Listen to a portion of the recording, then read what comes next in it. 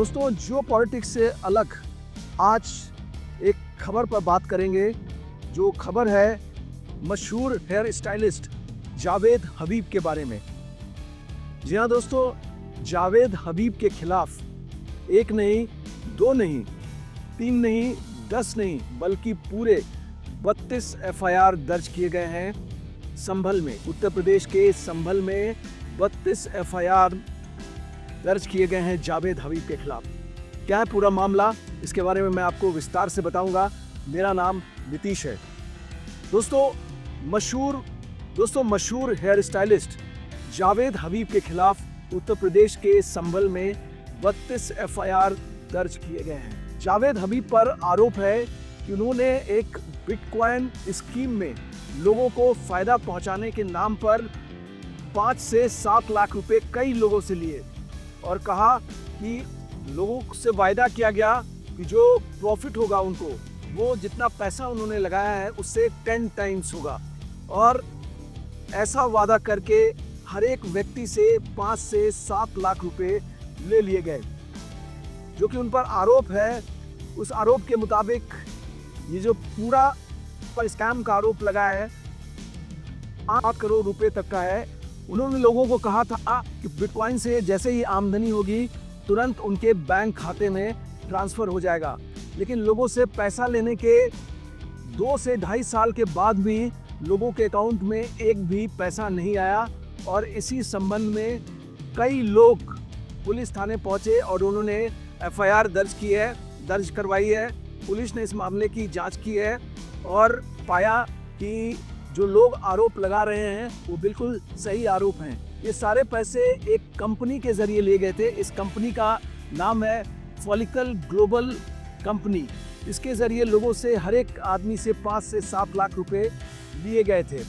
दोस्तों, पुलिस ने जावेद हबीब को स्टेटमेंट देने के लिए पुलिस स्टेशन बुलाया था, लेकिन उनके लॉयर उनके बदले में अपीयर हुए और उन्होंने कहा कि जावेद हबीब की तबीयत खराब है और वो अभी नहीं आ पाएंगे। लेकिन पुलिस का ये कहना है कि उनको पेश होना ही होगा स्टेटमेंट देने के लिए इन पर्सन। दोस्तों, जावेद हबीब हेयर कटिंग की दुनिया का एक बड़ा नाम है और जैसा कि आप जानते हैं कि जो फेमिना मिस इंडिया कॉन्टेस्ट होता है उसका जो ऑफिशियल हेयर स्टाइलिस्ट है वो जावेद हबीब ही हैं। इसके अलावा उन्होंने कई बॉलीवुड सेलिब्रिटीज़ का भी हेयर स्टाइल किया है। साथ ही वो जो एक सनसिल्क ब्रांड है उसके भी ब्रांड एम्बेसडर हैं।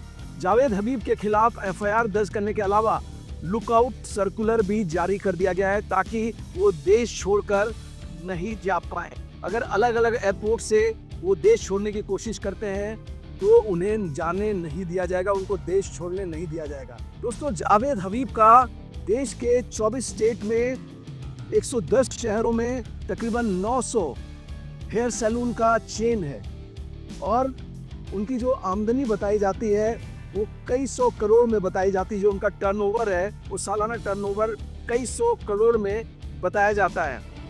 और उन्होंने जावेद हबीब ब्यूटी सैलून नाम से ये जो चेन खुला हुआ है और अलग अलग जगहों पर आपको ये चेन्स आपको नज़र आ जाएंगे। जो आउटलेट्स हैं जावेद हबीब के हेयर सैलून जो है वो आपको अलग अलग जगहों पर नज़र आ जाएंगे। हो सकता है आप लोगों में से कई लोग भी जावेद हबीब के सैलून में हेयर कट करवाने गए होंगे। लेकिन कुल मिलाकर फिलहाल जावेद हबीब बड़े मुश्किलों में फंसे नज़र आते हैं। जावेद हबीब के अलावा उनके बेटे अनूस हबीब और एक और शख्स सैफुल्ला नाम का शख्स है, उसके खिलाफ भी एफआईआर दर्ज कराया गया है।